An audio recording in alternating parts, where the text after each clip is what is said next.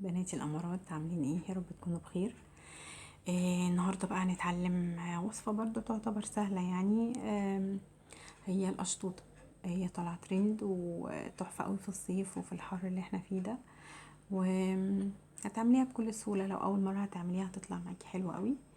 عملتها بكذا طعم، وكان عندنا حفلة في البيت يعني اللي هو عملت بكذا طعم، يعني لكل واحد كان طالب حاجة معينة عملتها له، وبجد كانت تحفة قوي. وهقول لك بقى على الخطوات واحدة واحدة كده، لأنه فيها كذا خطوة يعني.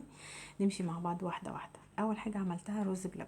رز بلبن أنا طريقتي فيه إن أنا بجيب كوباية إلا ربع رز، بحطها في اللبن على النار.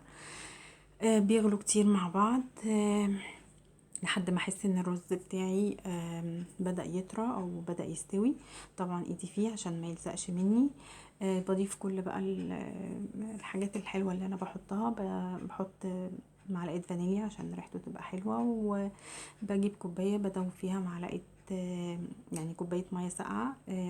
بحط فيها معلقة نشا، معلقة ايس كريم لو عندي، معلقة لبن بودر. كل الحاجات دي بتفرق معايا قوي في الطعم وفي التيست، بتعلي التيست بتاع الرز بلبن قوي.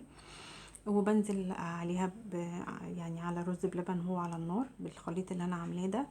وبقلب كويس قوي. السكر بحطه في الاخر، يعني السكر طبعا حسب الرغبة.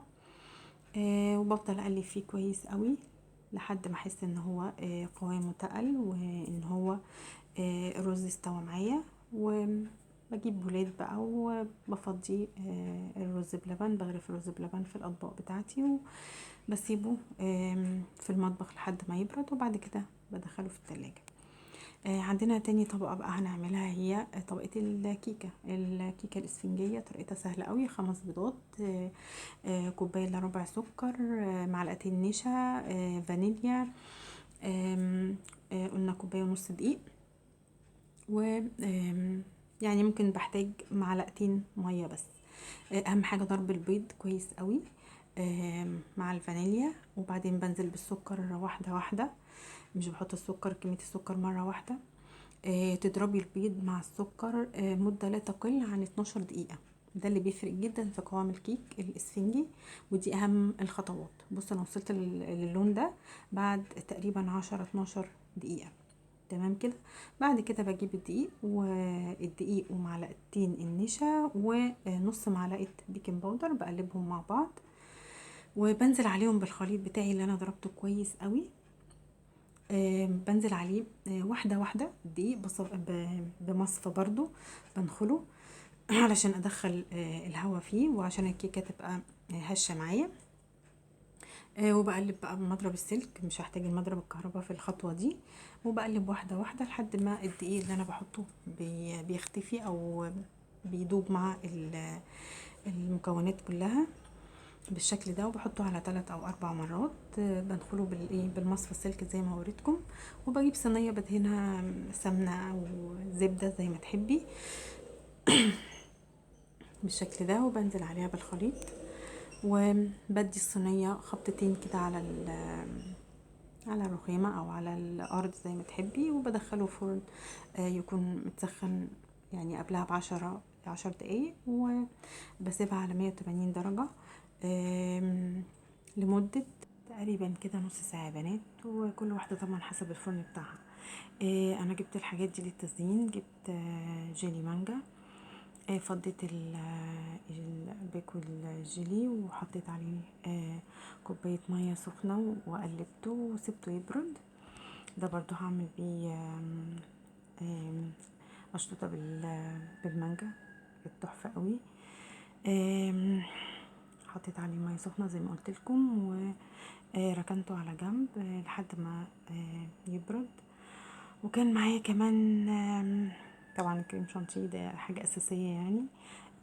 دي كوباية كريم شانتيه، وانا جايباه خام، وحطيت عليه 3 معالق سكر بودر، وهضربه بالمضرب لحد ما ياخد قوام كويس. وبعد كده هقسمه على 3 انواع. هنا عندي كيكه طلعت وكانت قوامها هش جدا. سقيتها بكوبايه لبن بقى مدة وفيها معلقة من القشطة. بتفرق قوي برضو في الطعم، وبتعلي قوي التست، وبتخليها كده قوامها حلو وبتكون طرية وحلوة قوي في الاكل. وقطعتها على حسب بقى القوالب اللي عندك، او على حسب الاطباق زي ما تحبي.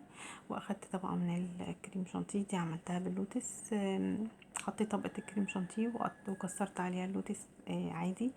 ودي بقى القشطوطه الاصليه، قطعت عليها جزء من الكيكه وزينتها بصوص شوكولاته، وحطيت عليها شويه بسكوت لوتس، وكانت طعمها تحفه. دي بقى هعملها بالمانجا. شويه كريم شانتيه بقى من عندي، هحط عليهم الجيلي المانجا اللي انا عملته بعد ما برد تماما، علشان ما يطريش معايا الكريم شانتيه. وهضربهم مع بعض، وزينتها وقطعت عليها قطع مانجا، وكانت بجد تحفه. واخدت شويه من الكريم شانتيه برضو، وحطيت عليهم شويه من صوص الشوكولاته اللي انا كنت مسيحاها في الميكرويف. وعملت نوع بالشوكولاته ونوع باللوتس، والنوع ده اللي هو بالرز بلبن عملته بالطريقه دي زي ما انتم شايفين. وبجد بجد كانت طعمها خطير، وكانت يعني حاجه سهله، وبنشتريها من بره بمبالغ يعني، بس بجد كانت سهله وتستاهل التجربه. جربوا، وبجد حلوه. ما تخافوش من ان انتوا تدخلوا المطبخ وتعملوا حلويات، لا كل حاجه سهله. لو انا اتجرأت ودخلت وجربت ان انا اعمل. ويا رب تكونوا استفدتوا من الفيديو، واشوفكم ان شاء الله في فيديو جديد. ولو عجبك الفيديو حطي لايك واشتركي في القناه، واشوفكم في فيديو جديد ان شاء الله.